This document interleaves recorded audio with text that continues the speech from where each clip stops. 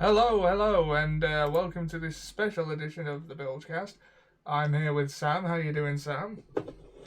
Hello there. And for the first and as of yet only time, I think, we have Seb, Hirosknight. How you doing? All right, thank you. How are you, Ollie? We're good. So, BoJack Horseman, recently Do finished. we like the show? Have we watched the show? Let's watch it. Let's find out. What do we know? Do we know things? Let's find out. Sorry, I can't. I wanted to make Obviously, that. we're huge fans. We're quoting that. Yeah, I watched that one. It's all right, Sam. We forgive you. I did a presentation in my masters about BoJack Horseman. So, right. Let's cut right to it. What did you guys think of the last season? Loved it. I loved it. It felt right. Yes. I mean, I will say this. I said this to you, Ollie, after watching everyone else's reaction to it, and them saying what they wanted from it. I have to ask, what do you people? I actually ask, what the hell do you people actually want from this? This was the perfect. Let's not get confrontational with hypothetical people. Nah, there's no need. I know. I'm just saying that I felt it was perfect, and I know it's just me, but I just looking at what people wanted, considering that the show just never wants. I think it was perfectly BoJack, is what the ending was. Well, it's the kind of show where you don't get closure because that's not what it believes in. You know, it doesn't believe in happy endings. It believes in. I think the point is that it's not too cliche. Yeah. And that's the thing. People seem to have wanted it to go in a cliche way. And to be honest, I'm glad one of the things I was scared about happening never happened. What were you scared about happening? Basically, I was scared that something bad would happen to Mr. Peanut Butter. I felt like that was where it was leading to in his arc, was that eventually it get to the point where he had nobody, and he couldn't keep the happy facade on for it, the happy face on for any longer, and something bad would happen. But he just stayed Mr. Peanut Butter, and I'm glad he did. Yeah, I'm glad they didn't do anything cliche, and it really baffles me. The darkest they've done. Sorry. I was just gonna say the darkest they've done with him is when he had to face the reality that his brother was dying. That's the darkest they've ever really made him in my eyes. Yeah. It baffles me how many people wanted BoJack to die. You know, it just. Yeah, that's what I mean. People wanted a lot. Some people wanted that one episode, the episode before the last one, to be the final episode, because they felt it was good. It was, the perfect way for BoJack's journey to end. And that's the thing. BoJack's thing isn't really about him get things ending for him. Yeah. It just go on. Yeah, he's got to learn how to live his life. I will say, I know Ollie's probably got a structure to how he wants to do this. I don't really. I honestly thought you'd want to go over the characters overall and how the journeys they've individually gone on, because that's the joy of what I think's kept the series going on for as long as it has. That is my bread and butter. I've wrote my Star Wars essay on that. No character in it feels unnecessary, feels forced, or feels like they shouldn't be there, and some characters don't even outstay their welcome, like Hollyhock. I feel like this is a show that really respects its characters. Yeah, well, understands its characters as well would be. Yeah, exactly. I mean, a sleeper hit for me. One of the favourites who I never expected to end up being a favourite was Princess Carolyn. Oh yeah, she's great. I actually loved Princess Carolyn from the beginning, just because I loved her entire. She does nefarious and manipulative shit, but in the business way, where it's funnier because. I was expecting to find her originally, right at the beginning. I was expecting to find her annoying in like a Del Boy sort of way. I don't know. She won me over as soon as they did that bit in the first one where they're like, so what do you think of me? You're great. You're wonderful. The world's your oyster. What do you really think of me? You're like a piece of crap took another piece of crap, and that. Yeah, you're like a pile of crap ate a pile of crap and then crapped out a third pile of crap. Wait, that's the worst pile of crap. Which pile of crap am I? The third one. That's the worst one. That's what I love it. I love it. Tongue twisters. Yeah. Yeah. Princess Carolyn's tongue I wish I could twisters. quote those. I'm nowhere near good enough to quote ones. A can dancer who contracts cancer and I don't know the rest. Well, I know what you mean. Army, the guy's a commie. Now, season 1, I think, because I've recently rewatched almost all of it. Season 1 definitely felt a bit more rough around the edges. Yeah, can we just talk about the fact that season 1 was finally put on DVD recently, and it's Manga UK that has the rights to put it out there. So technically I like speaking, that it's technically a manga. yeah, in some way, BoJack Horseman is anime. An anime character. So now I can just say BoJack-san. Do you think that they thought that they were doing BoJack Unbound and they got the wrong thing? Don't be in a Team 4-star mindset, please. I don't think I can take it. Uh, I mean, I saw their thing. They're not going to be doing Dragon Ball anymore. I can't blame them, though. I mean, they've given us more of their blind Team thing 4-star than have any of us more than planned. earned the right to do whatever they want. Exactly. Yes. Look. I'd love to. While I'd love to have dialogue and have a chat about this, let's give the the Too BoJack, soon. a pirate Yeah. living in a planet, some love. That's what exactly. Yeah. Yeah. Right, so yeah, BoJack, another sleeper hit character for me was Sarah Lynn. Again, didn't expect to care for her that much. And, well then, what happened. For me, it was Todd. Oh, I love Todd so much. Me too. Oh. Todd was an instant favourite of mine. Can I do my Todd journey, please, without this? Basically, for me, I thought Todd was going to be this really annoying background character that I actually thought he was going to be the one that ruined everything for BoJack, because that was the kind of the cliche character trait I've come to expect from television. Yeah. Is that no matter what BoJack would do, my thought was that Todd, in him being an inept idiot with his lack of any skills whatsoever, would basically fuck everything up for BoJack, and instead It was the other way around. well, no, not even that. It's the way it didn't instantly become a success thing, though. That's the thing. It showed that he had some latent desires, with his rock opera and stuff. But then suddenly he sued Disney. He got his own business. He built. Well, Disney sued him and then he won. Yeah.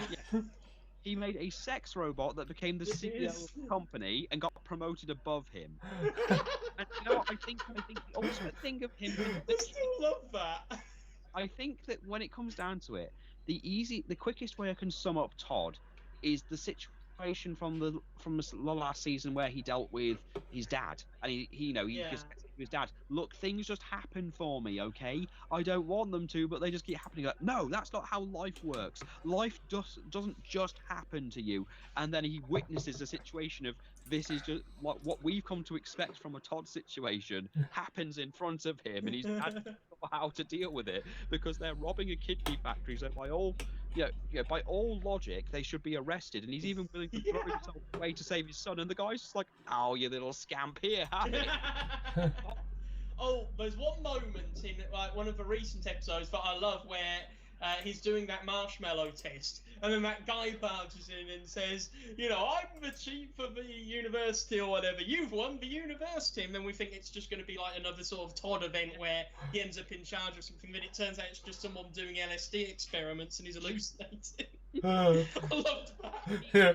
Built up expectations that you wouldn't expect to have for the character, only to shatter those expectations later, and it works because Todd, for me, was a background character.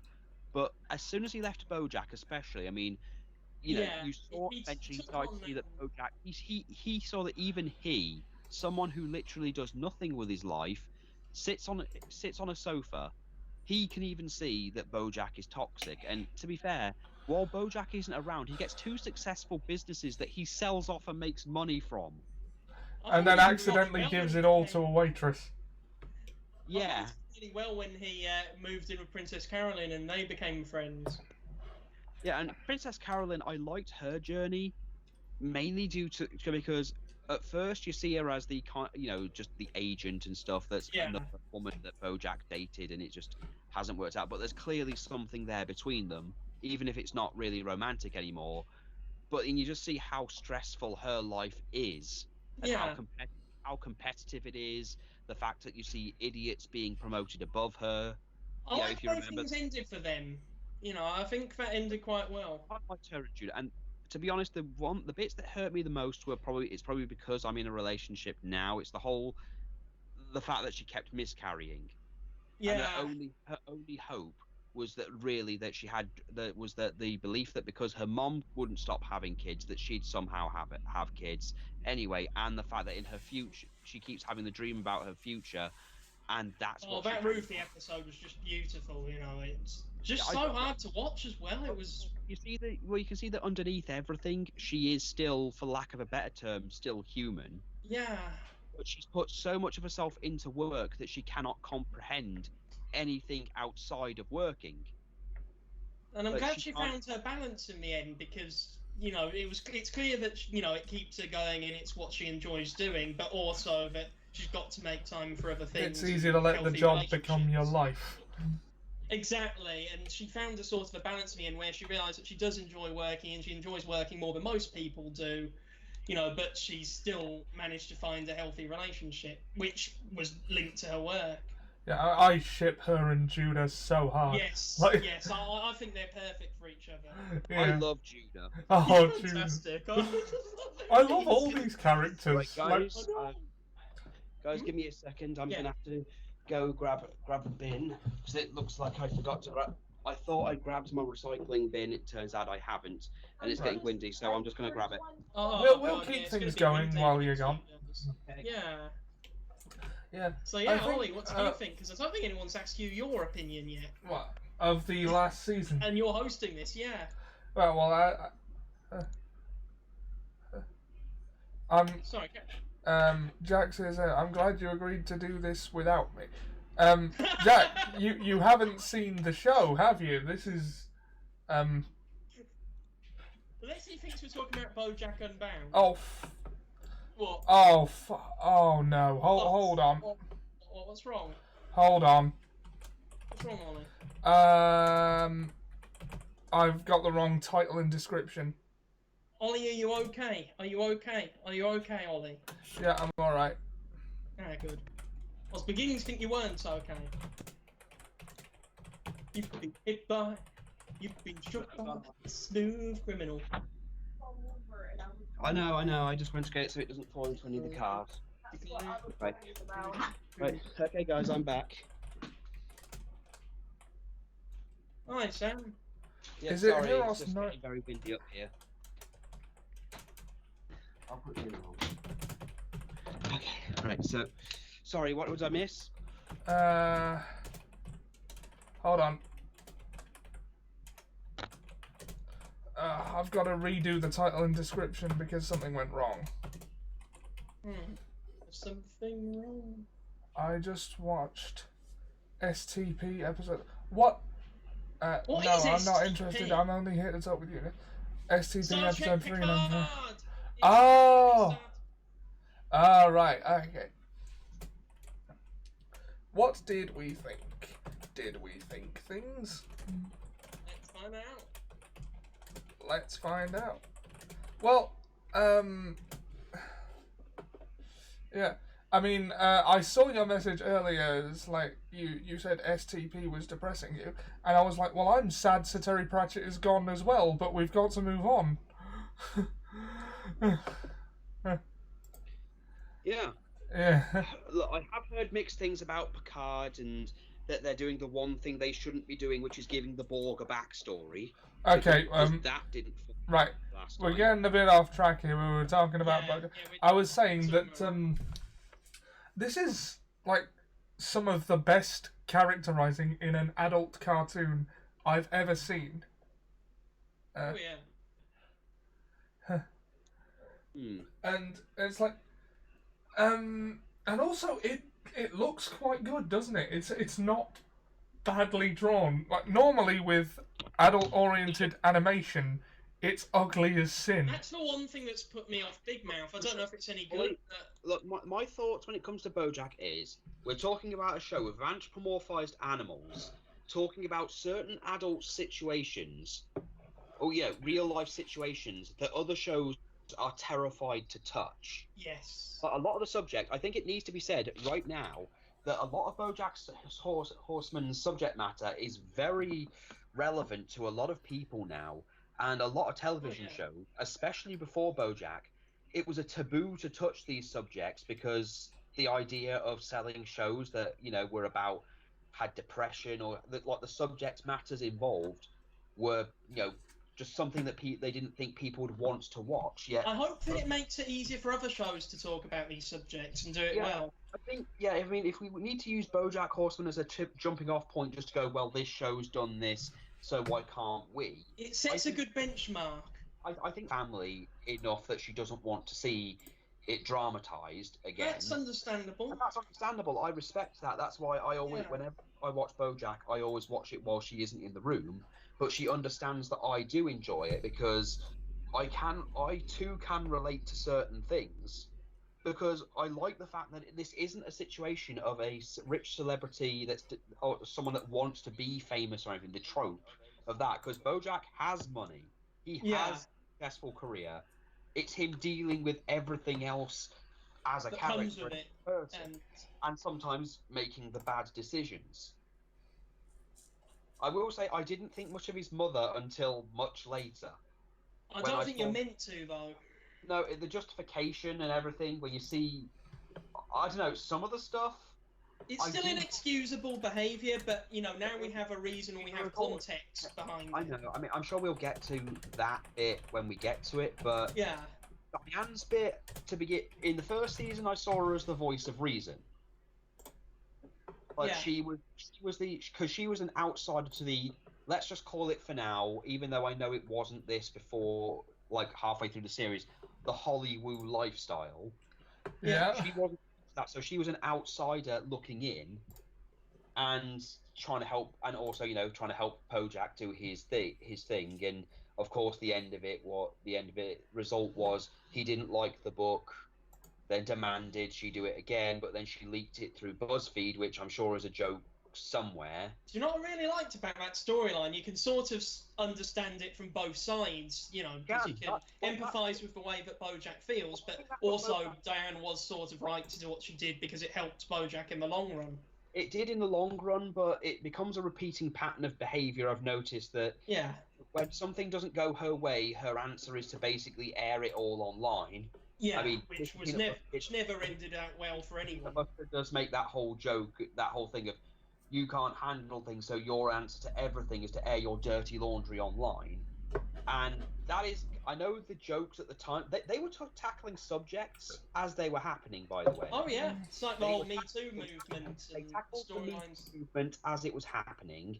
They mocked BuzzFeed's, extremely biased or extremely terrible website's content as it was happening. And I honestly thought of you, Seb, as soon as they did the all the single dollar things. Oh yeah, all the single dollars. And I was like, the pun work is just aspirational. I could never write anything back with pun work. There is nothing funny about stealing a meal from Neil McBeal, the Navy SEAL. So can we talk about the fact that people compare BoJack to Rick and Morty, and the difference is that people have taken, and I know we've talked about this before, that people treat Rick as if he's some kind of role model, and we've all said the phrase, he's not meant to be empathized with or anything. He's not meant to be aspired to. I love how they tackled that with Filbert. Yeah, but look at BoJack. No one is wanting to idolise BoJack or his behaviour, because that's the point, and they do that very well. There are people in the real world who think that who claim unashamedly to really identify with BoJack, and it's these are not people generally. It has that whole he's right about everything kind of thing going on about him in most episodes. Or he is the de facto solution to everything because plot. So he gets that whole thing for him, but BoJack doesn't get that. BoJack has to live. I think the biggest example of it is one of my favourite episodes and favourite relationships. Although you may question why I like this particular storyline, is the whole thing with him and Herb. Yeah. Well, I think one key comparison for BoJack and Rick and Morty is that they are both in their own way, studies into the depression of having to, well, being a victim of your own power, essentially. Yeah. Like, BoJack doesn't have to try for anything. He's a millionaire. He's got everything. Like, if he wants something, all he's got to do is ask for it and he'll get it. And, well... Well, like he says, it's an existential nightmare, but day-to-day convenience. Yeah. I seem to remember him saying that in one episode. Well, yeah, I mean, Rick's entire thing is look at how they dealt with the dog Snowball thing, where they're just asking him to help training, just like nonchalantly walks off and just comes back with a MacGuffin that fixes it. That's Rick in a nutshell, is that he has a solution to everything and just gets depressed about the fact that he can do that. Yeah. Whereas BoJack is in, with BoJack, I think it's a different kind of thing. Yeah. Yeah. Well, with him, it's he doesn't have to do anything. He can just lounge about in his big house and do nothing all he wants. Nobody's going to challenge him, and nobody's going to think less of him for it. But, yeah. You got any viewers? It says 2. I think one of them may be me. The other is Jack. I'm just quickly going to fetch my phone. Jack has made the joke. I thought BoJack was a cold-blooded, unbelievably powerful space pirate trapped in King Kai's planet. We were waiting for that one. Yep. Still, alright now. You should watch BoJack Horseman. It's a very good show. Yeah. And it's got nothing to do with BoJack and Bams. Anyway, getting back to the Herb situation, I've honestly used the same excuse. I've used the same justification Herb's used on someone before. I'm kind of slightly ashamed to say the whole "I don't forgive you" argument. I can't blame him though, because it's not the fact that he didn't stick up for him. It's just that he wasn't there for him as a friend afterwards. Yeah, well, more than anything else. Makes a very valid point of, in Herb's eyes, the relationship was the most important thing. Yeah. And that's the thing, because think about it, they met under, comedy circumstances, with BoJack being the awkward comedian that didn't work, and he got heckled by Herb. Yeah. But Herb went up and helped him. And look, your stuff is good, but you need to, stop doing this thing. And I love that. I absolutely love how they met. Yeah, then the shot that, they'd actually built up a relationship before they became famous. That was the point. And then, of course, Herb got busted at a time when you couldn't be that in the industry.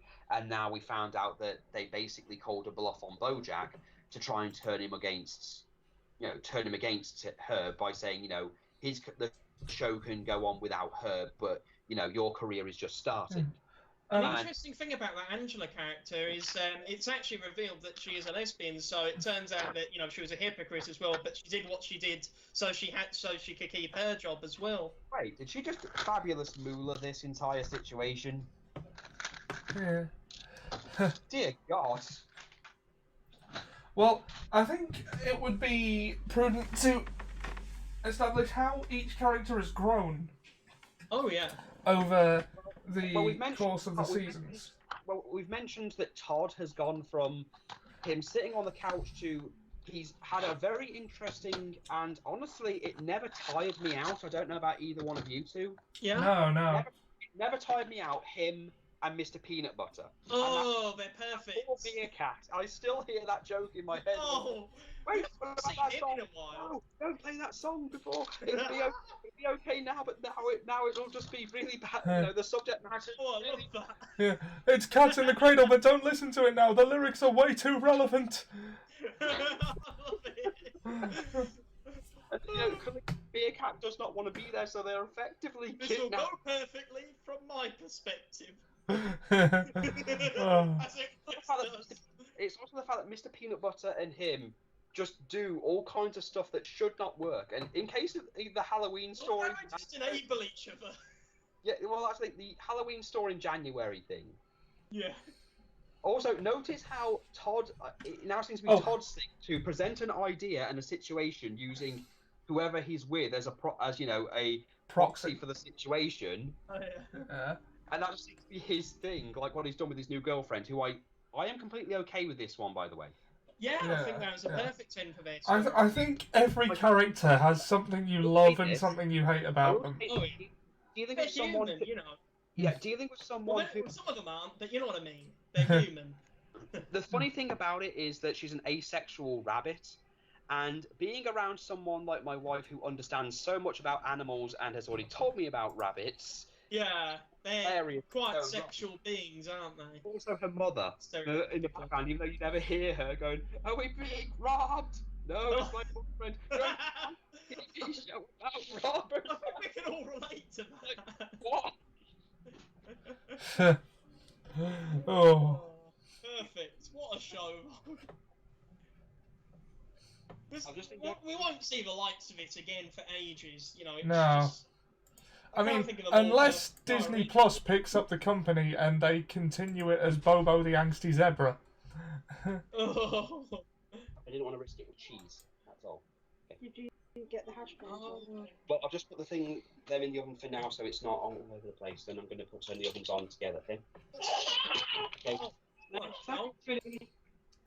Sorry, it's just I'm learning how to use 2 ovens at once. Ah. Well, I've got a dual oven thing now after my oven exploded. Oh, so basically everything came at Millhouse. Basically. But yeah, Todd's growth is he kind of relied on BoJack because, again, as far as we know about his past, is that he was kicked out of his house for playing video games and stuff. Yeah, and then he ended up he just turned up at one of BoJack's parties and never left. I like how we actually saw that in season 5. Yeah, I love the little details that keep coming up. The attention to continuity. My detail is Margot Martindale. Margot Martindale's perfect. The bits. I love that it's actually her, and I just love how involved she is in it. You know, she obviously loves playing that character version of herself. Version of... I like how they let her go so she could play a role. Yeah. Despite how many people she's killed. Margot Martindale. Oh, brilliant stuff. Although, I think... Look me up when you get one of the most consistent... I won't be there, but my movies will. Yeah. One of the most consistently inconsistent characters, I think, would be Diane. And I think that's her thing. her inconsistency is kind of the point. We find out in the last season, and this was probably the best conclusion to a character arc in the show for me, I think, is that she realises that she never actually wanted what she thinks she always wanted. Or, like... It's very relatable. Or, you know, her whole thing has been that she doesn't actually know what it is she wants. And I think I can bring it into some sort of a comparison. She doesn't act... She acts according to her brain and not her emotions. So she doesn't do what she wants to do. She does what it makes sense for her to want to do. And what she thinks she ought to do. I mean, it's like that. I love that whole episode about her writing the book, and she thinks she has to write this book about, you know, like her trauma and her past. Otherwise, what was it all for? Exactly. But she clearly doesn't want to write this book. And no, she's a lot happier writing the other thing, and it shows. I mean, you know, we see her family, and we can see why she doesn't, why she would be that way. Yeah. Or want to write something about them, because effectively, her dad was an asshole to her all the time, and the last season even gives an example of how horrible he was to her. The Boggle thing. Yeah. The Boggle thing, but also when she was dealing with his funeral, she made it very clear that she didn't have a great relationship with him because he made it clear that she felt he enjoyed her misery and suffering. Yeah. And he glorified her brothers constantly, who, as you can see, are all fucking assholes. And her there's brother, a huge theme of sunk cost between both BoJack and Diane. I think this is what sort of... the name of that episode. Yeah. I think this is sort of what BoJack and Diane most have in common, really, is that they don't actually know what they want, but they know what it makes sense for them to want. They know what... Yeah. from what they know so far, they know what they should want, but they don't realise that they don't actually want that. Okay. Show of hands, who was actually expecting her and Mr. Peanut Butter to break up? It was what's the word? Foreshadowed for such a long time. To me, it wasn't a matter of if, it was a matter of when, because if you notice, the relationship for a while was kind of bookended and kept somewhat tolerable, oddly enough, by BoJack, or it felt that for a while. But it was around the time that BoJack was no longer there, and she had to deal with Mr. Peanut Butter in full force, with a governor of California race, fracking, and everything else that went to shit. And it's what she said at the end that I honestly felt it was one of the first times I actually felt really super bad for Diane, to a point where I couldn't think straight for a while, was when she meant... Was it the "I'm so tired of squinting" speech? It was. It was because that's how I've described my mother and father's relationship for years, because I've never understood how they got together. Because they are kind of like Mr. Peanut Butter and Diane in some way, that my dad is almost like Mr. Peanut Butter in his behaviour. In that he just does stuff, he's very well off as he is, and he's happy about it. My mom isn't happy of her position at all, and just seems like the complete polar opposite, and seems to detest everything he does. And it makes me wonder, how did their relationship ever work? And the Mr. Peanut Butter and Diane one with the Magic Eye picture is just kind of like, the only way I could see it ever working is if you squint just a little bit, it might make sense. But it's clear that without BoJack or anything else to keep the strain off, because the thing is that Mr. Peanut Butter can't be stopped, because he likes to do nice things. He loves grand gestures. Yeah, and Diane hates them. Yeah, I know. So then that causes a problem, because he can't stop. I mean, remember the party? And he's all, that's right, parties are the worst thing. I mean, when we have wars, we don't send bombs, we send them parties. Yeah. Oh, I love that. There's also a big theme in BoJack of managing your expectations of people. Like, Todd even says this much to BoJack. He says, "I think I've just got to stop expecting you to be a good person." I mean, that was a real gut punch moment, but there is something to that. Yeah, there is. The thing, it's bad when it's Todd saying it, because in BoJack's mind for a while, I may be wrong, and either of you can correct me on this one. Todd was sort of constant, wasn't he? BoJack seems to expect Todd to be so pathetic and no one else to take him, that he's got no choice but to put up with BoJack in some regard. Like, he's always going to be there, dependably. But it's even shown worse when Todd flat does two things. When Todd does the whole, look, you're kind of a dick, and me being away from you is actually working out well. And the one where he says, you can't keep doing stupid shit and expect, you just can't. And then feel bad like. And feel bad about it. It's a show where we can criticise the main character, and we're encouraged to. I'm pretty much telling him, you can't keep doing shitty things and then feel bad, because that doesn't make it okay. And the whole, you are all the things that are wrong with you. It's not your parents, it's none of that. It is you. And then it just going silent and going, well, now what? Oh, on that note, Todd drops the F-bomb there for the first time. Yeah. And this was pointed out to me by our mutual friend. This was pointed out to me by our mutual friend Mike. Whenever an F-bomb is dropped, in the first few seasons at least, BoJack loses a friend. Yeah. I think they sort of stopped being friends for a while. Yeah. I think in season 1 it was Herb. I may be mistaken. It was. Yeah, you're right. Yeah, Herb situation, what I liked about the Herb situation is... just one more continuity detail. Just one more continuity detail. Herb was willing to still be friendly with BoJack. I mean, they clearly were able to have the banter and stuff, and he made it clear he was happy to see BoJack again. But it was just the situation... I think he hoped it was the beginning of mending fences. Well, for BoJack, he went into a lot of things with the expectation he felt he could fix certain things. But the thing with Herb is it's so deeply ingrained after what happened and how it deeply affected, because he effectively lost BoJack at that point, and it's a matter of he didn't even call him. Yeah, he's not even mad about the initial betrayal. He's mad that was where it ended.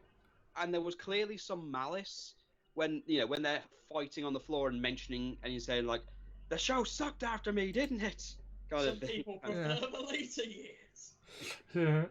But the thing is, I think Herb, in his own way, he could never truly be what it was with BoJack. It couldn't be the buddy they were before, but he was civil. He was civil, and he was nice enough about it because they could still make the jokes Until he wasn't.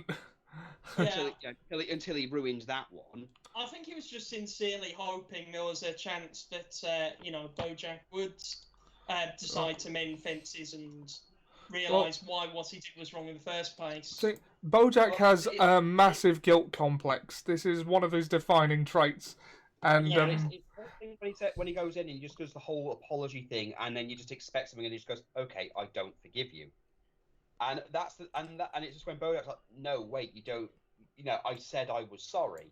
Yeah, and I don't forgive you. Yeah, you don't get to have a good happy ending. You don't get that. You have to live with the shit." Yeah, BoJack wasn't apologising out of sincerity. He might have been sorry. He was apologising to make himself feel better. Yeah, because he knew it was the last chance he could apologise to her. That's what it really is for BoJack. It's about making him feel better. It's not really about him seeing how everyone else feels about what he does. Because let's remember that BoJack at one point, when he was with Princess Carolyn, threw a baby into the road and ran away the second she mentioned children. I'm surprised that never came back because, in the episode where they were listing all the bad stuff that he did... Season 1 was a lot more zany, I think. Season 1 was a lot more zany than later seasons. It was a bit more, for the lack of a better word, Family Guy with its humour, if that makes sense. I don't know if that's a fair comparison. No, you know what I mean. It's because they did the cutaway jokes, which they stopped doing later on, which I think was a good decision. I think so too. It became more grounded as it went on. It was good to begin with for world building, but after that it's no longer necessary. So using it as a framing device to build the world a little bit and a bit more of the relationship, because we get to see a bit more of how he treats Princess Carolyn, and just expect that that's probably the norm. And also, speaking of Herb, guys, speaking of Herb, the first words BoJack says to him are "Get cancer, jerkwad." Yeah, I know. That was one of the first things I noticed. I also like how he jokes about his cancer and everything. He's like, me too. Come in, let the cancer out. I just love Herb. He's great. Yeah. I love Herb too. I just love his back and forth in some way reminds me of me and Ollie in some regards. Reminds me of me and Ollie too. I get where you're coming from. Ollie, don't get cancer. No, please don't. Well, to be fair, the first word... I'm certainly endeavouring not to, guys. To be fair, the first words my dad ever said to you were, "So you're the cripple." Yeah, I mean, it's too late now. You're already in the chair, so at least you don't have to worry about that. Sorry, Ollie, that's hilarious. Yeah. I mean, I was like, yeah, Sam can call me that because we're friends. Yeah, he knows you. I earned that right. I earned the right. I worked for that. That's what years of friendship buys you. Yeah. So, but yeah, Herb's thing is, I think if BoJack had left it as it was, not taken Diane's advice to try and go in and fix it, suggestion, maybe it would have been a bit more civil. Like maybe they could have talked on the phone a bit more and maybe built up some degree of something. It wouldn't have been the way it was, but it would have felt like BoJack was at least trying to mend bridges, because it wasn't something that was going to be fixed with one visit. It was something that if it was going to be repaired in any way, it was going to be repaired by BoJack taking the time. It wasn't just going to be a whole turn up, say I'm sorry, and leave. I think if BoJack had his season 6 mentality, he probably could have mended bridges with Herb. Well, when he said you don't get that, and you have to live with everything, the correct thing for BoJack to do would be to apologise again and walk away. And also admit that Herb was right. Yeah. And yeah. I was gonna say something and now I can't remember what it was. Yeah, I mean, Herb's death. I love the fact that Herb. The next we hear of Herb after that, after he's read the book, of course, is that his cancer is finally gone. He tries to celebrate it the best way he can and then dies in a peanut. I like how that comes back in the view from halfway down. I know, but the thing is, I tried not to laugh. I did not want to laugh at that because I liked Herb. I liked her. And to be honest, the relationship between BoJack and Herb, considering how close they were, is the kind of thing like, I don't want any relationship I have with my friends to ever end that way. Oh. Which is why I make the effort, oddly enough, to keep in contact with Ollie and Ian and everyone else I can. Is because I don't want to feel like I've abandoned anyone at that point, like BoJack did. I know I haven't, but... Sam, we understand that you have a life. I know, but you've got to... Baffles us to this day, but, we understand it. Well, I know, but the point I'm trying to make is that the episode actually hit me that hard. That's how impactful the episode was to me. But only a show like BoJack can do that, it's... Yeah, that's the magic of BoJack. For better or worse, no matter what you think of it, it has some effect on you. Absolutely. And moving on from Herb, I suppose the next big character to talk about in growth would be something a bit more jovial. Mr. Peanut Butter, come on. Who's that? I actually liked the ending of his storyline. I like his thing because he's another person who just gets thrown at him, makes terrible decisions. In a way, he's kind of like the polar opposite of BoJack, in that he's had a happy childhood. He got into the business without actually fucking trying. He did a very similar show, which is somehow more fondly remembered in the first few seasons than his. He gets more acting roles than BoJack does, and he's constantly happy, and only has like a few moments of misery where things are going wrong. Where BoJack has like a few instances of happiness before everything goes to shit, and that becomes the status quo. In fact, they're kind of polar opposites to such a degree, and I think that's why Mr. Peanut Butter grew on me. Yeah. Because at first I thought he's just some idiot in the background, and it's possible his relevance will fall as the series goes on. The one oversight, the one thing I wish the show did differently, we never did get to see Erica. Do we have to see Erica? Yeah. I think Sam's got this one. Can't it just be the whole thing like Hollyhock's letter, or or the whole not it's being like able... what state of Simpsons come from? It's that sort of thing, isn't it? Yeah. It's that kind of joke, and I love those kinds of jokes. They never really explain Beatrice's mother's face after a certain point. Yeah. Or not seeing Henrietta. Yeah. Okay, so Mr. Peanut Butter in the later seasons is really where he comes into his own as a character. Like, well, that thing he's written to begin with as pretty shallow, as a trope character in my opinion to begin with. But then he leads you in to think that, but then it's just everything else. It's his it's his terrible decisions with his ex-wives. Dear fucking God. Oh, I love that. And let's face it, the Governor of California thing is one of my personal favourites. Yeah, that was brilliant. Remember this, the only thing he lost to in that thing was to the fire. The fire got voted over him eventually. Even his wife defected and worshipped the fire. Oh, what a great shot. I like how Zach Braff was in the last episode but one. Oh, but also and it's confirmed that he did actually die. That he's always wanting, before in the first part of season 6, he finally got what he wanted. Yeah. He got the crossover episode. I love that. I love that episode. I loved that. It became a joke for a while. The whole BoJack Horseman and Mr. Peanut Butter in the same place. What is this? A crossover episode? And it was annoying to BoJack, but it was the fact that at the end he was willing to give it to him. I think that shows BoJack's growth. And what that meant to Mr. Peanut Butter. I mean, you see what it did to him. Yeah. Oh, yeah. It lit up his world. It was. I mean, even to be fair, after Diane, the relationship with Diane was happening. I mean, you saw he was getting jealous of BoJack at one point, and he let some of it slide, but it was clearly getting to him in some cases. Yeah. Then when Diane went, and the relationships from there just went. I don't didn't really care much for his new girlfriend at all, or how that ended. I like that it ended nonchalantly. Yeah. And the reason why I say that is because the whole point wasn't about the relationship, it was about how he's got to learn how to exist without needing a relationship. Yeah. He's a serial monogamist. Yeah, he's kind of like Satan in South Park for a while. He just goes from relationship to relationship and never really takes time for himself.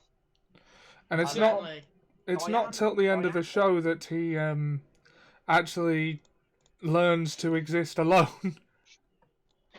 And I like how he was happier for it in a lot of ways. Well, to be fair, the problem is that none of his wives seem to be able to keep up with him. That's the problem. They can't keep up with him because he's a massive socialite, let's be brutally honest. Erica. Let's just Erica. He's always abandoning them to go see Erica. I like how he still did that in the last episode. Yeah. As long as I don't run into a situation that involves my friend Erica. And it happens. Of course it did. Oh, God, Mr. Peanut Butter. Oh, he's perfect. Yeah. Who's it? But, you know, but it's the fact that no matter what happens with BoJack, he's the one person who I think, honestly, is not hurt by BoJack's toxicity. Well, if only because he's too naive for it to register. It's the thing, though. BoJack has no effort to, because when you think about it, Mr. Peanut Butter isn't a woman, so he hasn't had a relationship with him or anything, so he can't be hurt by that. He's not dependent on BoJack in some way, so he can't abuse him like what he did with Todd. There's really no way, apart from the whole thing with Diane thing that happened, where he's really hurt Mr. Peanut Butter. I mean, he's made it clear he doesn't like him to begin with. He acts like he hates the guy, but ultimately, when it ended and he came out of prison, Mr. Peanut Butter was the guy who put him up. Mr. Peanut Butter was the guy who gave him a replacement suit. Mr. Peanut Butter is the guy who stood by him constantly, and I think in his heart he wants to, but because of his breed and what he is, it's hard for him to pay attention. But he genuinely does care. Yeah. And I think in some way, Mr. Peanut Butter cares too much in some cases. He's very passionate about everything he's involved with. He's passionate with every single thing Birthday dads. He's passionate with every single thing he does with Diane to the point where she can't take it anymore. And he really is passionate about his friendship because he's always considered himself a friend to BoJack.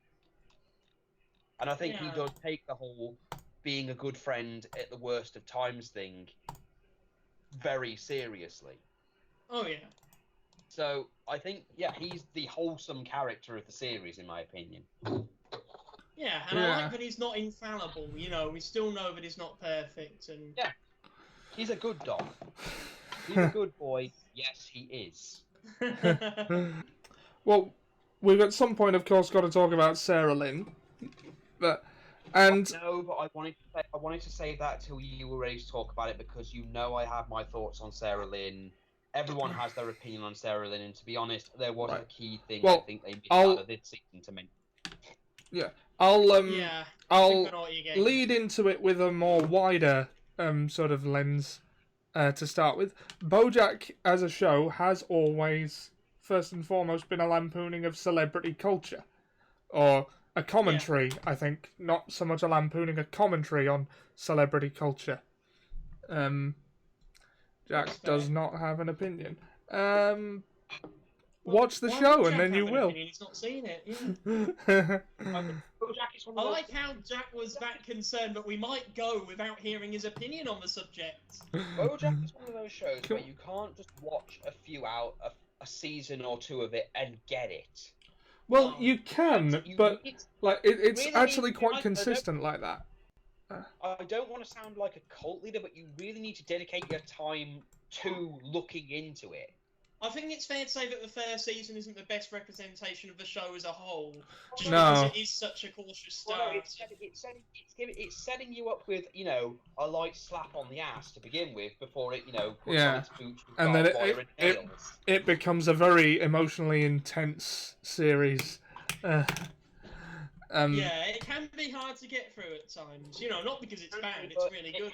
When you power through it, if you can power through just how difficult the show can be sometimes, Yeah. there is some degree of enjoyment. There is a degree of satisfaction you can get from the show. I think a massive theme of the show is in the idea that it's never too late.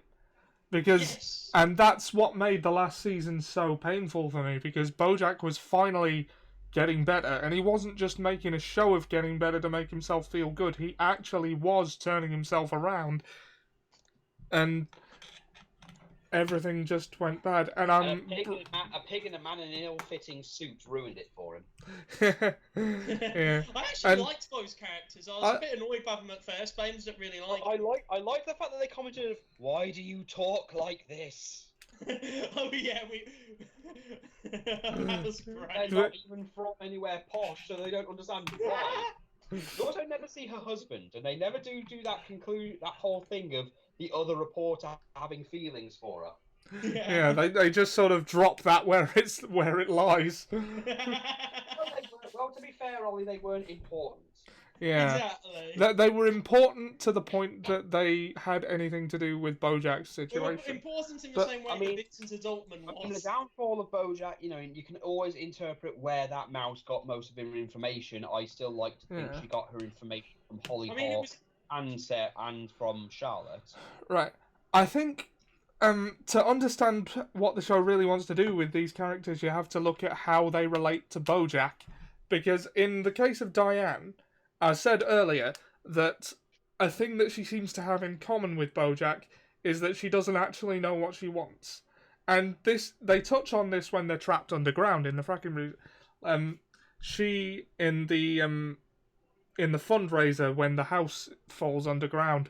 And everyone works the fire. Yeah, and she says to BoJack, "You're the biggest asshole I know, and you're the only one that makes any sense to me." Oh, I love that episode. And that is quite indicative that both he and Diane are kind of hardwired towards cynicism, and that's a difficult cycle to break. If you're just hardwired to see things in a very cynical way, but also when it comes to BoJack, they touched on it in season 2. They kind of feed off each other in a bad way. Yeah. They feed into each other's worst impulses. It's like when she went to stay with BoJack in season 2 after she came back from Cordovia, and that was just terrible for her. One of the people I really am sad that BoJack lost was his owl girlfriend. Oh yeah. I liked her. She was good for him, I think. She was because she began to improve with it. Well, she was seeing things from an outside perspective as well, even though she'd been in a coma for a long time. But she saw that Diane's behaviour was clearly a pain, and that BoJack was making it worse, and that they needed to. She knew full well that getting them away from each other was very important. Well, that was when her relationship with him began to turn south, because it was, and then they argued. And it wasn't Diane's fault. There was other stuff there, but it was a catalyst, wasn't it? It was a catalyst. It wasn't. Diane had her own. I think one of the common things with a lot of the problems people have is that whenever some people have a bad time in their lives and they need someone more productive to help them, they go to BoJack at a time where he is in no position to be he's the worst person to be around, because he's not in a good place. I mean, he's not in a good place from season 1, and he's only just getting to a good place in season 6, because again, he doesn't. As you said, he doesn't know what he wants, because he wants his memoir done, then he wants to be in Secretariat. He's not actually fulfilled in anything he does, and even when he tries, even though he keeps getting everything he wants. Yeah, he does, or everything he says he wants. Yeah. I mean, he thinks he wants to be happy. I mean, his mom even said to him, "Look, you can have your Oscars, you can have your girlfriends and everything else, but that's not going to fulfill you." Right. I was going to talk about Sarah Lynn, and it's fitting that you mentioned his mother, because something he says about her in my favourite episode, which I will get to, is key here. Because, Sarah Lynn is, your typical child star who couldn't handle the pressure kind of thing. You know, Parents it's an assholes, archetype at this throw that time. out there. Her parents were bastards. Oh, Yeah. Her parents were exploitative. They drive home the point early on. She never wanted to be famous. She didn't want this. She wanted to be an architect. She's always wanted to be an architect. Her last words are, "I want to be an architect." Yeah, and well, BoJack is not the best of role models, but she does come to him in troubling times, and well, Didn't she almost predict her own death? well, she predicted surrounding herself by sycophants and lackeys until she dies tragically young, and you know, which is Tragically young thing, Christ. yeah. Yeah. And BoJack and her go on that bender, and it gets her killed. And we later find out that there was something BoJack might have been able to do to prevent her death, and didn't. I mean, I don't know how to feel about that. Yeah, but and then BoJack's talking at her funeral, and I think this feeds into the never too late thing. People look at Sarah Lynn and say, "Well, this was inevitable," and BoJack doesn't believe it is, because he was the one that brought her on that bender. Now, Sam, you had something to say with that when I said the same thing to you earlier. You said that the only reason Sarah Lynn was getting sober was so that her eventual high would be really good. But then we don't know that she would have ever picked up that high without BoJack. There is a good chance that she would have changed her mind. Yeah. Yeah, and like when BoJack is talking about his mother at finger quotes her funeral, which is still my favourite episode, I think. What, the free churro one? Yeah, free churro one. Oh, that's a great episode. Yeah. And he's with you. I've just got to serve dinner. I'll be right back. Okay. So, okay. Well, I'll sorry, carry on, Ollie. yeah, I'll carry on, and you can I will catch Sam up when he gets back. Well, if you're still doing the Sarah Lynn thing, I'll give my 2 cents later in a minute. Okay. I have an odd feeling that Right, we don't have to give money for this, do we? I have an odd feeling that his 2 cents is going to ignore the context I'm just about to give. Okay, well, you can warn him if it does. Right, well, To be fair, he's not to know, because is he? he said to me when we were having a conversation about it that Sarah Lynn's death was inevitable because she, you know, was only getting sober to make the high good. And what I'm saying is, like, what he was saying about his mother is, like, my mother, like, they're dead and everything is worse now thing, is that as long as someone is alive, there is still a chance that they will get better.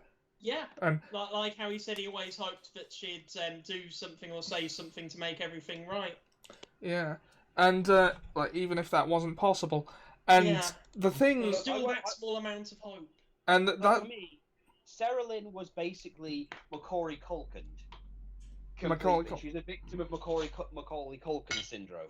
But that's the thing, Macaulay Culkin got better. You know? yeah, He and did. like It took him a very long time, though. yeah, and that's the thing. That's why. Just out of context, have you seen him on the Angry Video Game Nerds thing? I saw that he did it. I just haven't had a chance to. I think I saw a bit of it because I remember thinking, "Oh, he looks quite healthy." Yeah. If you remember the wreck that he was just a couple of years ago, Yeah. and then look at him now, he is in great condition compared to what he was. Yeah. And that's that feeds into what I'm about to say. Sarah Lynn's death, unfortunately, was not inevitable because we don't know that she wouldn't have changed her mind and got clean full time. I'm not saying she would have, but now we'll never know. And she had the option removed from her. Yeah. Basically. Yeah, by BoJack, which it all ties into, to me, her association with BoJack, because BoJack wasn't a healthy person to begin with, so she was never going to get better as long as she kept going to BoJack as he was. If she'd maybe gone to someone who maybe was a bit more responsible, maybe there could have been something, but as long as she was constantly getting high after getting sober, and also the BoJack drug, which, you know, heroin. That whole thing, it was inevitable as long as she stayed with BoJack. Yeah, and, well, as long as she stayed with BoJack, as long as he was in the same position he was in, because in Season 6, he basically retires from acting for a bit. And I've just thought of a bit of foreshadowing there when they go to see Cuddly Whiskers. And, you know, he's disappeared. And he says to them, only when you give up everything can you begin to find a way to be happy. Yes. And it's only when BoJack walks away from everything he does now, and everything he thought was his life, that he gets a new job, he starts teaching, and he actually starts being a lot more at peace with himself. He starts... That's true, I never thought of that as foreshadowing, but yeah, that's... I mean, I've only just thought of it as I was talking to you. Well done. But also, the whole thing of how he got into acting as well. I mean, if we take his drug-induced flashback from the first season, it seems his mother forced him into a lot of it. The whole lollipop song thing. Yeah. Yeah. She instilled the entire thing, especially when he resisted. So that mindset is probably burnt into him. So all he's ever known is maybe acting, but what reason he's wanted to do acting, to be an actor is, questionable. Whether it would to maybe make his mom acknowledge him and maybe get the affection he wanted. Maybe it was for self-satisfaction or something. Or a bit of all of it. Maybe a bit of all of it. Maybe it's another he just doesn't know. Yeah. Yeah. Which is fine, because we don't always know. It's possible he just did it for the sake of it, because children get into certain things. Well, I think he wanted to be acknowledged, didn't he? Yeah. And, well, he wasn't. His dad wouldn't even acknowledge that he was able to form sentences when he was 6 years old. And I like how things that seem like they're just stock jokes, come back and are important later. Remember the speech Butterscotch gives him in the car about not trusting women? Yeah. Oh, yeah. That is fucked up, Everything that he says is fucked up. Although I did like that moment Halfway Down where he talks to, not his dad, but he talks to the Secretariat version of Butterscotch. Sort of yeah. Yeah, I thought it was probably because when you really look at it, Butterscotch was a piece of shit. Yes. From the word go, he was a massive piece of shit. Well, he was never nice to BoJack, to the point where BoJack even said to his mother there was so much he wanted to say to his dad. Yeah. And his mom pretty much saying, well, it's too late now. Yeah. I don't think he had any respect for his dad at all. Well, the thing about The View from Halfway Down is it's taking place inside BoJack's brain, and I think BoJack saw Secretariat as more of an aspirational figure, if not a father figure, than his dad ever was. So his dad and Secretariat sort of merged in his brain. As bad advice as it was, Secretariat was the only person who gave him any kind of advice. Yeah. There's two ways you can look at the advice he gave. You could just look at it as, just run away from all your problems, or you can look at it as you can't change the past, all you can do is move on and try to make things better. Up to interpretation. It's interpretive, and I like that. Yeah. But the point is that Butterscotch didn't do anything good. I mean, come on, this is a guy who tore down BoJack's treehouse because he used screws which he called fancy Jew nails. Yeah. Instead of using hardy Christian nails, I used screws. I mean, both of his parents are irredeemable in my eyes. Oh, come on. Yeah. You want me to go work for your father and get paid for it, like some kind of slave? That's the opposite of slave. Of what slaves are. I mean, Beatrice at least gets a backstory to explain why she is the way she is, and it is ridiculously tragic. Yeah, I mean, whereas Butterscotch's backstory is basically he just got overlooked when it came to his writing. Well, I think the backstory is that his writing wasn't very good and he couldn't accept it. Well, yeah. Yeah. He was just too proud. Or he just never got round to it. No, he did publish it because he died in that duel with that critic, didn't he? So I like how he actually fought to ask if he did an Uwe Boll. But more... It's like Uwe Boll, except Uwe Boll died. I think Uwe Boll was a sporting event like the Uwe Boll. The Uwe Boll. Yeah. He's given up movies now. He's done. Yeah. Even it was like the Yule Ball in Harry Potter, the Uwe Boll. So the thing is, his dad was the thing is that Beatrice fell for the swindling that he did, and I think in some way she never she tried to make it work. Yeah. It didn't work out, and she kind of fell into a depressive state and maybe took out a lot of frustration on BoJack. Yeah. Well, I mean, But she was born and raised in a time when divorce was shameful, so she wouldn't have. yes. Not just that, the damage that was done with her mother, the whole thing with her mother. Yeah. Because her mom loved Crackerjack. Crackerjack died. Her mom was the life of the household, really. And then, Yeah. as soon as Crackerjack died, everything went to shit. I still blame that bartender. You drank too much. Have one more drink and leave. Oh my god, yeah. I just love the episodes where they go back to like the 40s and stuff. Oh, and not only that, they destroyed all her possessions as well because she was sick. Yeah. I mean, Beatrice was tragic, but it doesn't make how she acted towards BoJack okay. It doesn't excuse. It explains, but it doesn't excuse. If you remember back before she lost her mind, before the dementia kicked in. Yeah. I think she understands after, because I think she read the book. I think she kind of she came to terms with the fact that she was shitty. Came to the fact that maybe BoJack is the way he is. That's why she said that But what she said had the opposite effect. But it's more when she says that you're BoJack Horseman. There's no cure for that.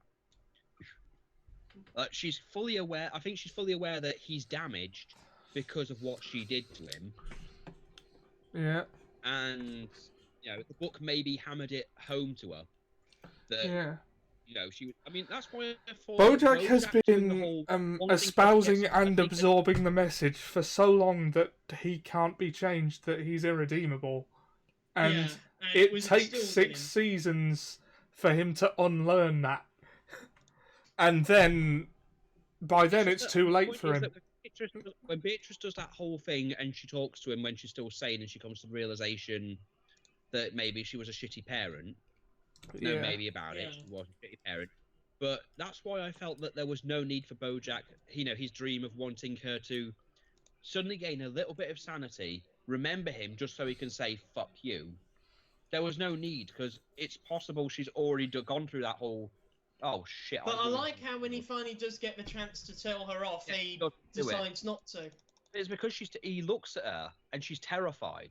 And it's possible he's never seen his mother in anything other than looking down on him and talking to him in a condescending way. He's never seen her as anything but domineering, and for the first time he sees her vulnerable and she's can't. Vulnerable. She's scared. She's actually scared. Yeah. That's the thing. I know where she is. It's not a very nice place where he's left her intentionally, by the way. So she was so angry with. And I think he can see that and see that she's not. He knows she's not going to live long, and probably sees that maybe letting her not die in fear. And it's the first time we really see an act of kindness towards someone who BoJack doesn't like. It's the equivalent of when you see those things where you see a war movie and the person's like dying and they're in a horrible situation and they lie to the person about where they are in their dying moments to give them some degree of peace. Yeah. That's how we've always seen that, because it is the last time we see Beatrice, because the next time we see her, she's dead. And it's kind of like BoJack's way of calming her before she dies in some way. Because he can't take her home anymore because he's so mad about what she's done to Hollyhock. But at the same time, he doesn't feel she deserves to die in a nice place. No. Yeah. And BoJack is a very resentful horse. Yes. And I think that first time he actually...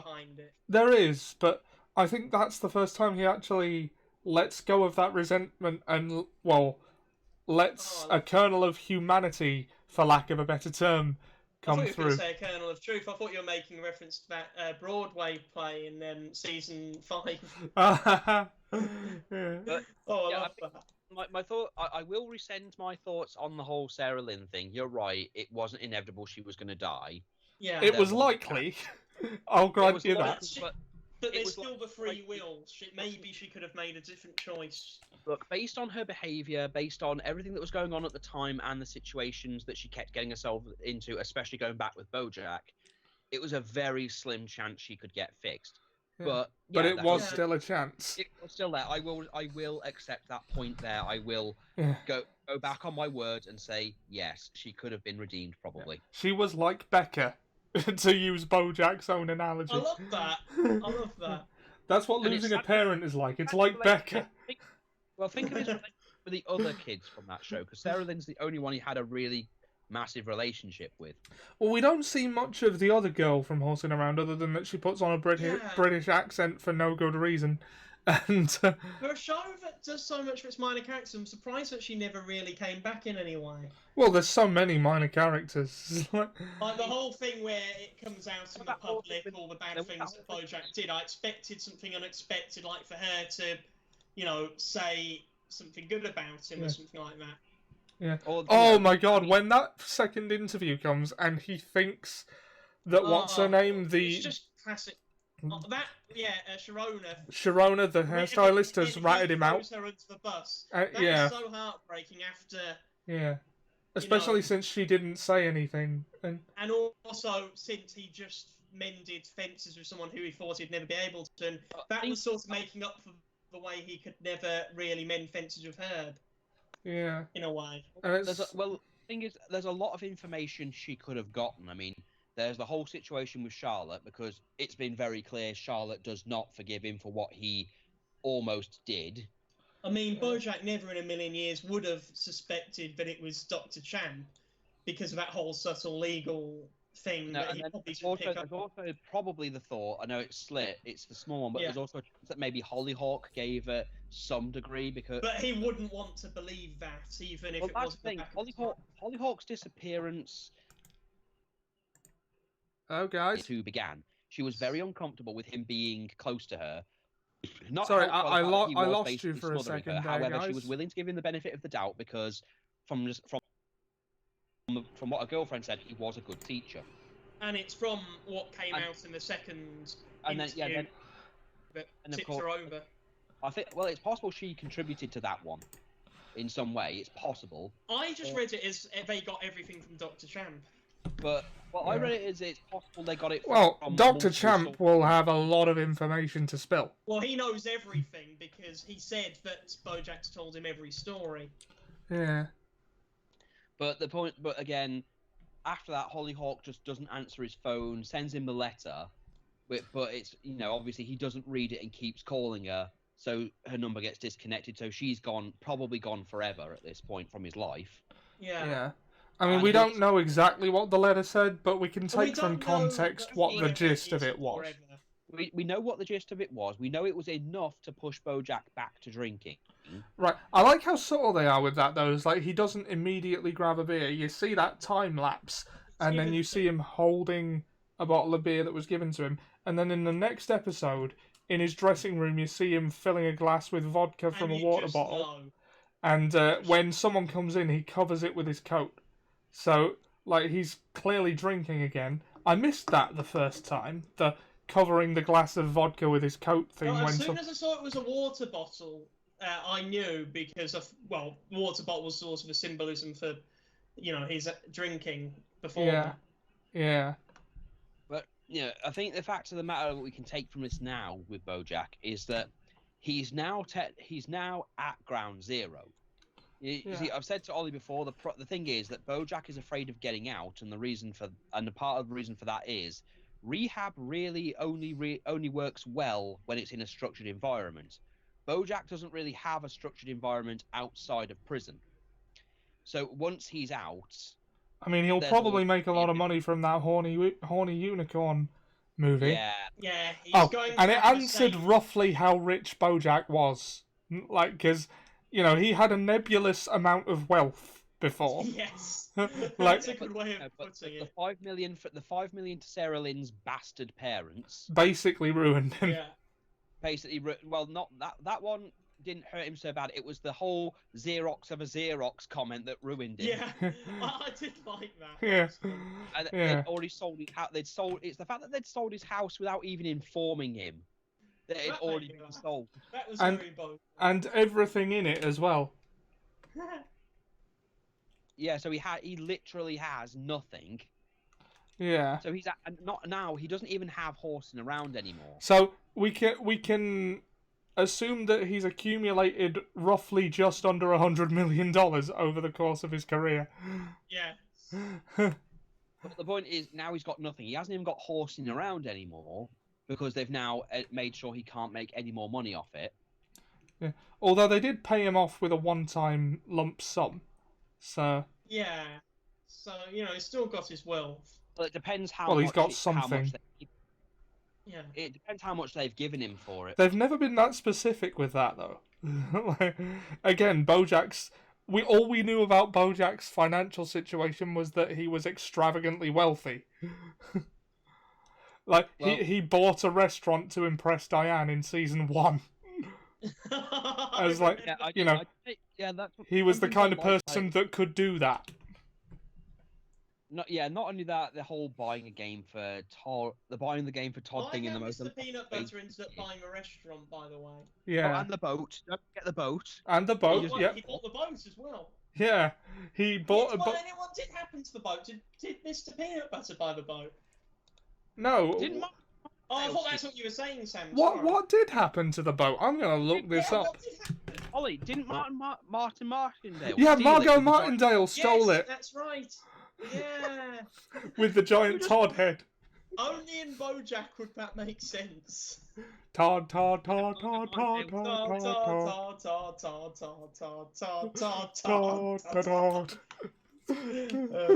Spare the rod, spare the Todd, spoil the child. So help me, Todd. Hold for the next available Todd, please. Todd.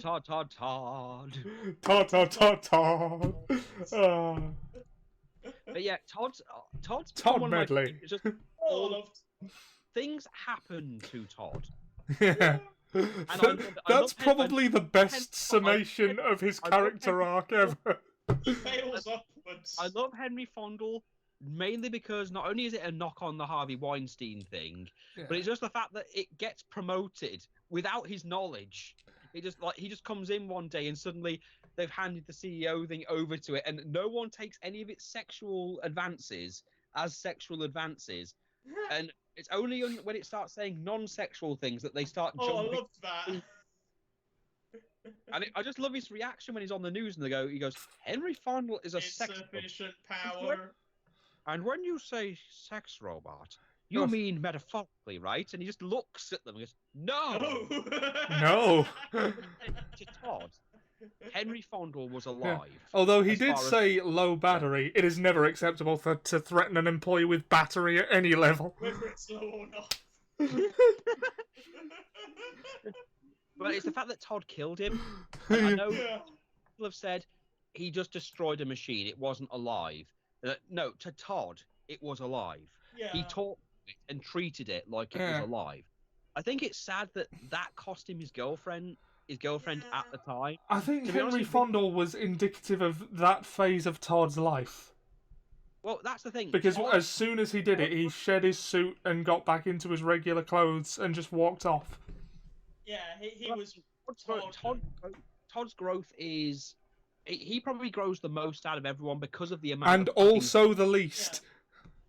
Yeah, because he accepts that there's nothing fundamentally wrong with the way he is. It's his dad that should be accepting him. Yeah, Todd grows the most without growing it, as well as staying the most consistent, I think. Yeah, he stays fundamentally Todd. It doesn't change his character, but he grows for the experiences. Yeah, he doesn't fundamentally change, but he's gone from. I mean, he dated that girl he, knew at one point and started all those businesses with. Then he went with that pink woman who had a sex-obsessed family, which I still love. I love the whole. The lube. You can plug the lube is with your erection that he surely must have if he's really been pounding their daughter. Situation has killed his boner. Todd, you gotta plug the hole with your erect penis. I'll use my big toe. It's the penis of the foot.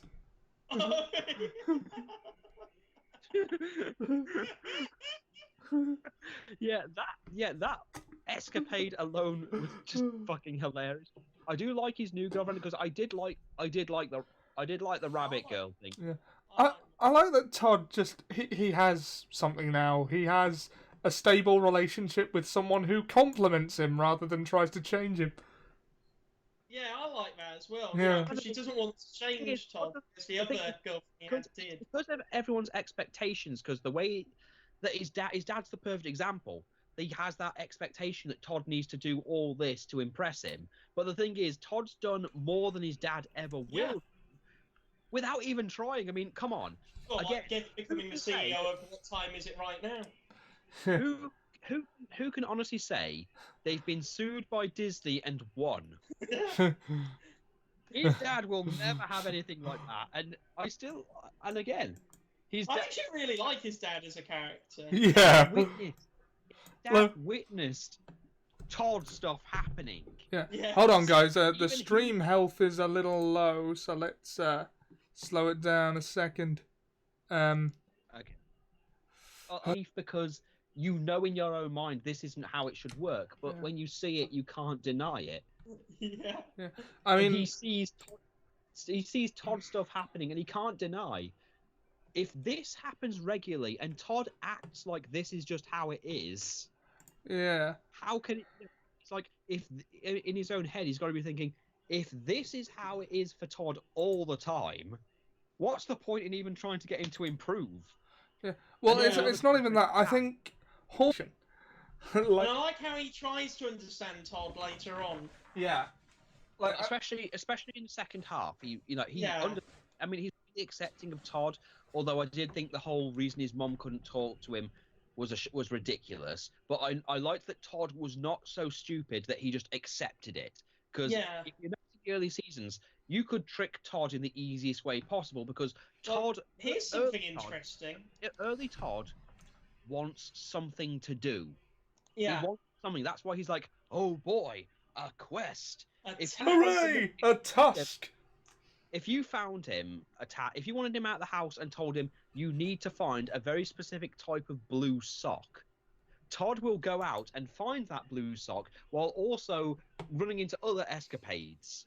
Like, maybe buying another sock, but then suddenly a modeling company sees him picking up the socks and suddenly he gets you get where I'm going from. Yeah, I know. The entire career going on, he's on magazines and stuff, and then by the time it's all said and done, he's like, oh crap, I haven't brought the socks back. But he's been gone long enough that he's no longer needed for the plot. He obviously wasn't. I remember the cheese string episode. That was a good example of that.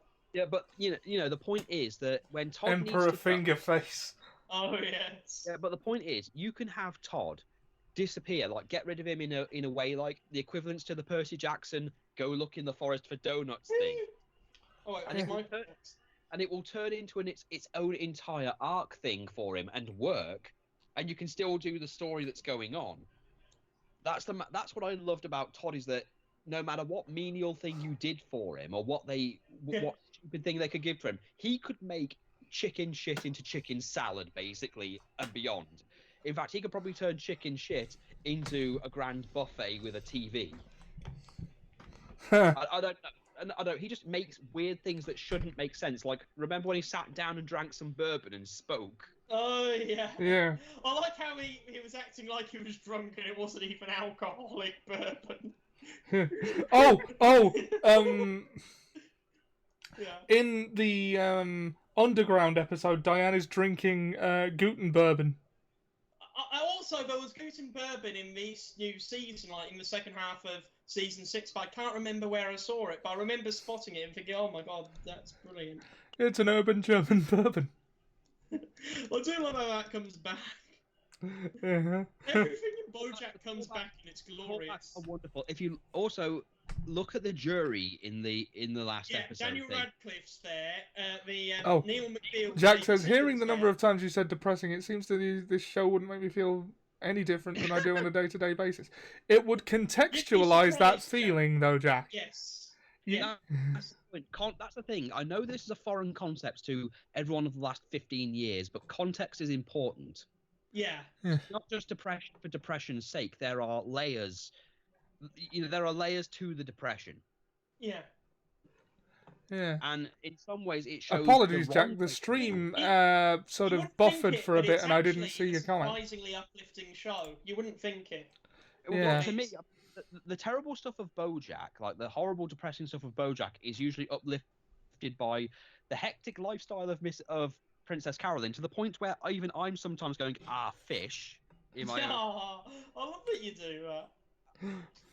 Fish. I've been trying not to say. Unless I was baby. Princess Carolyn the whole time. Yeah, and then, Fish. I love that. Then of course there's all the Todd stuff, there's all the Mr. Peanut Butter stuff, and sometimes there's all the weird stuff that's happening in Hollywood, like for example when they suddenly forget that they have a Halloween store in January and they accidentally injure Andrew Garfield. Here's an interesting aside. Did you know the guy who plays Flip is going to play the new Bond villain in the next James Bond movie? Really? Yeah. Good for them. Yeah. I also love how when BoJack does like a voice cameo, they go all out with it. Like when Mr. Peanut Butter got Paul McCartney to jump out of the cake, they got Paul McCartney to voice himself. I like how they got him for just a few seconds, like throwaway gag. Yeah, and like Daniel Radcliffe voiced himself as a major character in one episode. Apparently, he was a big fan of the show before he was asked to do it. Yeah, well, then that works out. That was my favourite episode for the longest time before the funeral one turned up. Apparently there's like a 50-50 sort of split between people who they think of to be celebrities on the show and people who volunteer themselves because they're big fans of the show. Oh, that is amazing.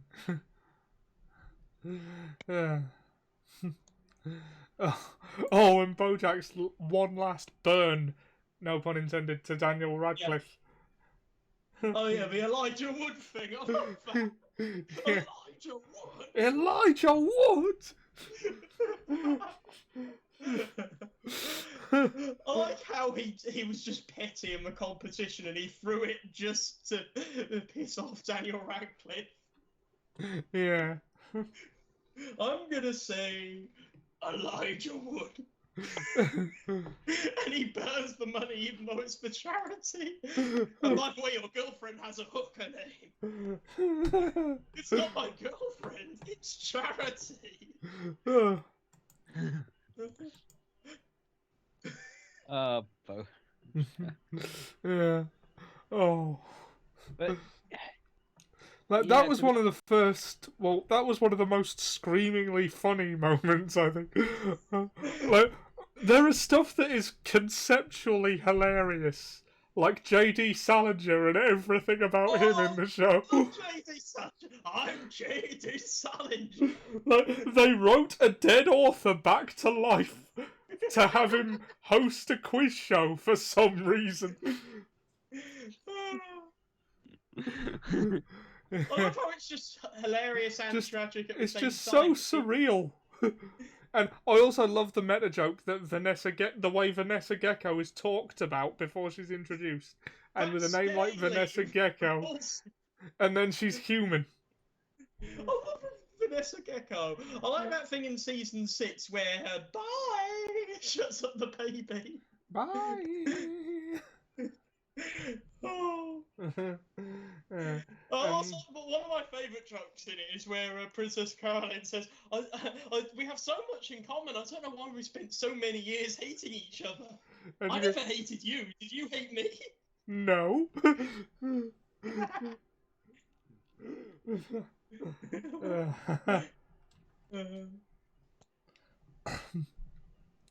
Yeah, and one of the things I love about BoJack as a whole, in closing, is it doesn't stay Well, we've been going for an hour and a half. Really? Yeah. I feel like it. I know. I think we should probably wrap it up soon. But like, BoJack as a whole doesn't fall into sitcom trappings. I thought like Diane and Mr. Peanut Butter's marriage was going to end up being a sitcom marriage at first, where they're obviously not happy, but then they moved on from that. And the one constant, I think, has been Princess Carolyn being in BoJack's life, and they Yes. And they mention that in the final season, in that out of all of the people that have died on him, walked out on him, decided they were better off without him, Princess Caroline's still there. And it's because she loves him. and always will. And she's... I love that conversation they have about, how she wants to be able to tell her daughter that, the love of her life, had a happy ending. Yeah. And then, well... I'm glad it turned out to be Judah, though, Yeah, I am glad. I think, like we said before, they're perfect for each other. Out of all the assistants she had, because for a while, Princess Caroline's thing was getting incompetent ones. Yeah. I love how he takes everything so literally as well. Yeah. Todd, I'm alarmed. Do you not consider... I don't have any sophisticated adult friends. Todd, I'm alarmed. Do you not consider me a friend or not consider me a sophisticated adult? Oh, I love that. This isn't time for one of your Judah tantrums. Oh! Your classic Judah tantrum. It's one of the hardest things you can do is bring in a character that just fits in so well, and Judah works because, honestly, again, the joke of Princess Caroline having her own company, and Judah really was instrumental in that company even working as well as it did. Yeah. And a lot of her assistants, including that fat one with the curly hair that looked like a fatter Seth Rogen. Yeah. The incompetent ones. And of course, that Steven Spielberg turtle thing. Oh yeah, Lenny Turtletaub. Lenny Turtletaub. Do you know who plays him? No. J.K. Simmons. Yeah. J. Jonah Jameson in the original Spider-Man movies. I like that thing. What's your terms? We just demand to be treated with dignity and respect. It seems we've reached an impasse. Yeah. Do you know? Oh, another thing that's brilliant. Get that fetus, kill that fetus. Oh no. Get that fetus, kill that fetus, brat. Was it Princess Caroline's wedding? Oh yeah. Oh, of course she was. Because she was a false wedding to get all her celebrities there. But I like how it was still classic PC, Yeah. Oh. It's pragmatic, but still a bit, Oh. What a great show. We're not going to see the likes of this for a very long time. Until Disney Plus hires the group to continue it under the guise of Bobo the Angsty Zebra. Is there an animal name that sounds a bit like Mandalorian? The Marmosetian or something like that. I don't know. I don't know. Let's hope it doesn't go to Disney Plus. And not just the Mandalorian, but the woman DeLorean and the children DeLorean too. Questions have been even picked up on another network or something because Netflix isn't going to renew it, and they continue a season 7 from there. Option 2 is to do what Drawn Together did and do like a feature-length movie. Yeah. I wouldn't mind that. Or 3, and this is my preferred option, do nothing and leave it where it is. Yeah. Yeah. I mean, it had the perfect ending. But the thing is, that way, there is no good ending, there is no bad ending. It's just going on, probably. Yeah. I mean, if you want to have your own... it didn't end as much as... What's going to happen when he finally gets out of prison? What's going to happen really? What's going to happen with everybody else? Because especially now, even if he gets out, we've gotten used to the fact that BoJack is not... When we first started, we had BoJack and Todd together, with Mr. Peanut Butter and Diane constantly popping in here and there, and Princess Caroline managing his life and stuff. Now we've gotten to the point where BoJack doesn't have Todd anymore. Todd's his own thing. Princess Caroline has moved on and gotten her own life going. Mr. Peanut Butter will probably still be his friend, but he's probably doing his own thing. Well, he's responsible for his own The first season was BoJack getting into wacky hijinks almost like Todd would do. I do like his conclusion with Todd, like that final conversation they have on the beach. Yeah. And considering that the last time they met, they dropped a plant outside his window and he ended up getting kicked out of the... Yeah. He got kicked out of the party, pretty much. Yeah. Also, Vance Wagner's both hilarious and really cringeworthy. Yeah. I'm getting cocked by my own daughter! You don't even know what that word means. I know, that was fucking weird. spend time with him, and the only person who reached out to him was Vance Wagner, and it's sort of thing like, how much of it is punishing the person for doing terrible things, and how much of it is, reaching out to make sure they don't fall any deeper. Yeah. Well, it's bad when even an AA meeting don't want you. Although I think that was mostly to do with Sharona, because if you've noticed, she wasn't there, and obviously they would have seen on the news that he threw her under the bus, and I think it was that more than it was the bad things he did. Yeah. Well, as Princess Carolyn said, people have short memories. Yeah. It's the best That's and true. worst thing about And people. interestingly, that gives you a bit of hope as well, because maybe one day Hollyhock will reach out to BoJack again. Because she did say, we'll see how things go in the new term. Well, BoJack now knows. BoJack now knows that he has it in him to change for the better. Yes. And it's what he people does with that knowledge. People told him he could before, but he never quite believed it. Like, Diane was the first person to tell him. And it was only at the end of season 5 that he began to believe that. Yeah. and an episode or two before, he was one who's saying he's never going to change. So stop trying to change him. Yeah. Everything sort of came full circle, but it also didn't. Yeah, well, that's life, though. It's not wrapped up in a neat bow. It's just... More things change, the more things stay the same. Yeah. And Raphael Bob Waxberg has said that and he voices it in the show, he doesn't really believe in endings. So this ending was pretty fitting in that regard. Because it's not a conclusion, it's just the end of the story for now. There's always more show until there's not. Yeah. And we're coming up on an hour 40. Is there anything we've left out? Yeah. I feel like we've left out most of it. We've covered all the relationships with everyone. We've covered, I guess, we could talk about this show until the fucking rapture. There's so much. Very easily could. Yeah. We could talk until all his legs start working again, but the point... I just had a thought. Here's a thought. The asteroid that hit the Earth and killed the dinosaurs, was that the Raptor? I suppose it would have been. Bloody hell. Well, even so, I think BoJack Horseman was a diamond mine for me. Yes. It came at a time when I've noticed there's been dry periods when it comes to comedy, because we had that whole, for us in the UK. Hooray! Dry periods. Sorry, carry on. For us in the UK, we had that era where we had Blackadder, Bottom, and everything else. Then we had kind of just a dry period where Little Britain was the best thing that we had going for. It's not that it was the best thing; it was pretty much the only thing. Yes. Oh, that's the thing. I've made it clear lately. Looking back on it, I'm disgusted I ever enjoyed it.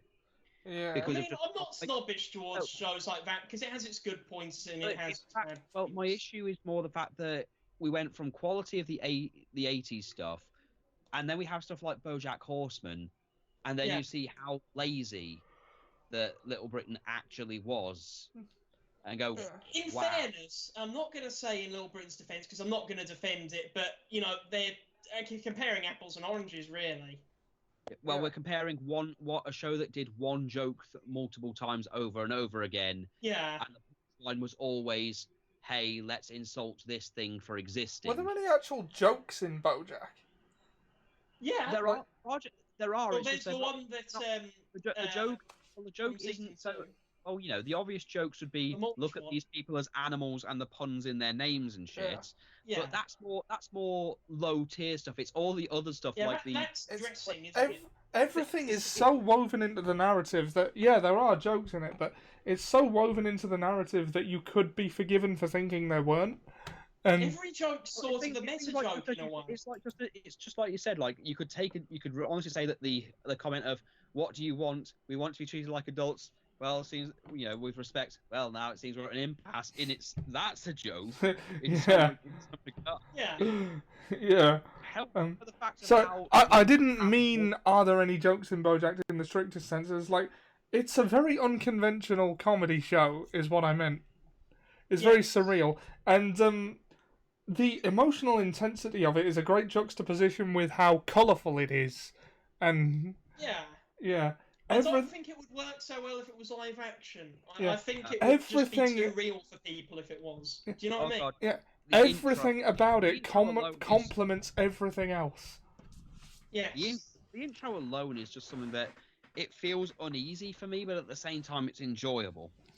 Yeah. I remember when we first watched season 1 together, Sam, you hadn't moved up to Scotland yet. We were sitting in this very room, and you remarked how he just looked so depressed through the opening. I remember Sam saying that, actually. So maybe I was with you at the time. You might have been. I very clearly remember Sam saying that. Yeah. He does, though. He's staring at the camera. So emotionless. He looks dead inside. A lot of people did take the whole him falling in the pool in the intro constantly as BoJack's life is going to end with him drowning. Why did people want that? I mean, I don't know why they want it. I think they just felt it would be a fitting end because that's it. Because oddly, for a show that's literally full of not full of cliches, they wanted an ending where BoJack dies because in their eyes probably after everything he's done he'll probably be so weak-willed he can't continue. Well, that's the thing. No one's irredeemable, and that's the message. Well, yeah, exactly. BoJack has always used water and specifically drowning as symbolism for being overwhelmed, and except for once, there was one instance, and it was that episode in the underwater city where he realizes that he can swim. Yeah, I loved that because that's so symbolic. You know, it's not even subtle about it. Yeah. And that joke at the end of that episode where it turns out you just press a button on the helmet to talk, and he could have done that from the beginning. What's your favourite joke at the end of an episode? Is it that one, or No. is it the one where he's at the wrong funeral? It's the one where he's at the wrong funeral. That goes a long way as to making that episode my favourite one. And also the fact that it's a 20-minute monologue, and it's brilliant. Oh, it's a 25-minute. Yeah, it's not even. BoJack has its one season weird episode thing going on, and yeah. I mean, if you could learn it, you could perform that on stage to an audience. Also, can we laugh at the fact that that one of his students is obsessed with thinking everybody under the age of a certain thing is old? Yeah. Yeah. He thinks I like the year-old is somehow old. Wouldn't that mean that he's older than that? I liked the thing where there were two students who were trying to impress him, so they went to the AA meetings, and then there was finally one who needed help, and then he went, and he thought that she was just going to do some sort of stupid thing, and then just upset her. Oh, no.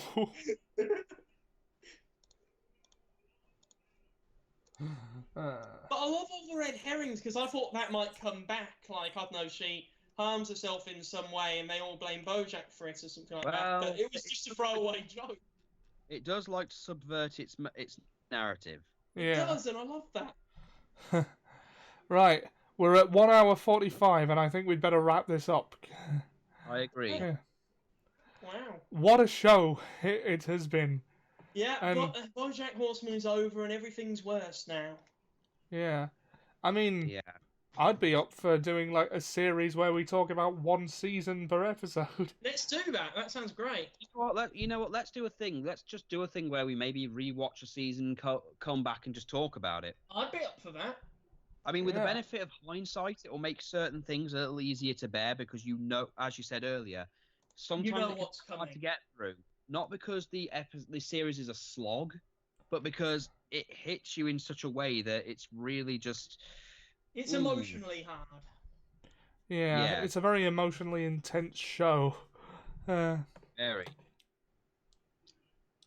Yeah, although we've barely even mentioned Hollyhock. Yeah. Because, I suppose, I mean, we can save that for the series, for when we do a series thing. Yeah. Hollyhock, Mannheim, Guerrera, Robinson, Silverslong, Song, Fonzarelli, McQuack. That's it, we got it. Hey, we did it. And on that note, I think we'll wrap this up. Yeah. BoJack, it's been real. It's been one hell of a ride. It's been too real at times. Yeah. And we shall not see its like again. No, I don't think we will. Yeah. So, guys, plug yourselves. Where can the internet find more of you? You can find me on Murasaki's Pit, where the next thing I'll be doing is, for fun, when Ian's available, I'm going to be redoing... As opposed to as a chore. I'm going to be doing the Southpaw Regional Wrestling DLC for 2K20, only because I just feel Ian will appreciate the campiness of the 80s more. Yeah. Right. And Seb. Yeah, well, I have a YouTube channel, Hirosknight, and also I do the SMP show, which is a weekly radio show with my friends Mike and Peak, hence the name SMP. Sometimes Mike hosts it, sometimes I host it, and we play a bunch of music, we chat about ridiculous stuff, and we have a laugh. What is your slogan again, Seb? Declare independence from crap music. Trash tunes. And trash tunes. Yep.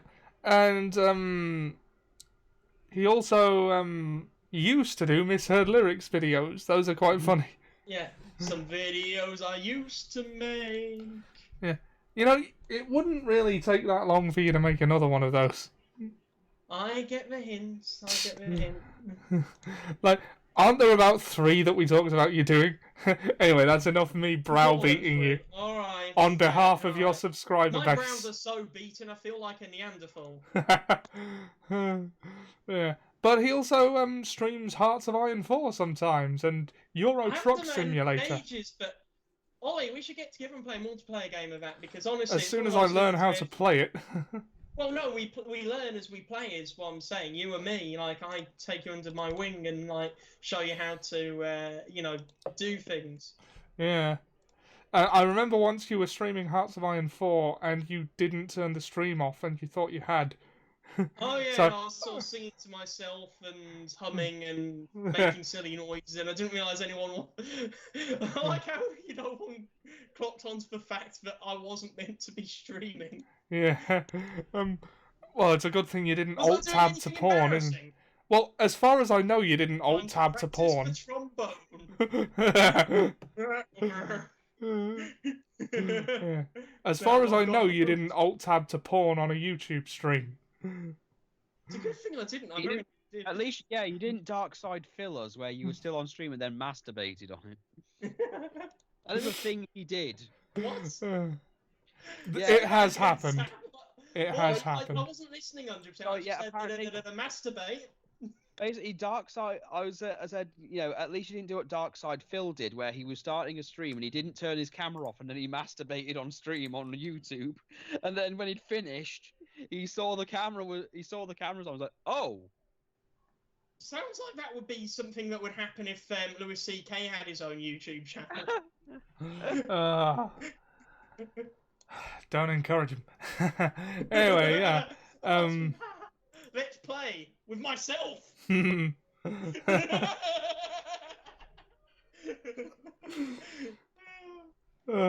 that bombshell, BoJack, what will we do without it? Will we do things about it? I suppose we'd better find out. It's been a hell of a ride. You know where to find these two. We'll see you another time, Shuttle Parkers. Shuttle Parkers.